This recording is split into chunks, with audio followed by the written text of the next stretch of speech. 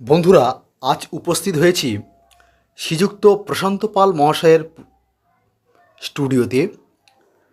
এই প্রশান্ত পাল মহাশয়ের স্টুডিওতে এলে দেখতে পাওয়া যায় অসংখ্য মাটির সাজের ওপর দুর্গা প্রতিমা।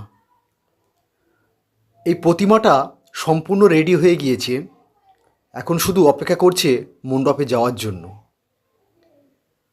এই প্রশান্ত পাল মহাশয়ের স্টুডিওটা অবস্থিত গড়িয়া বৈষ্ণবঘাটা বাসস্ট্যান্ডের ঠিক পাশেই রয়েছে অঞ্জলি জুয়েলার্স। সেই অঞ্জলি জুয়েলার্সের সন্নিকটে অবস্থিত এই প্রশান্ত পালের স্টুডিও।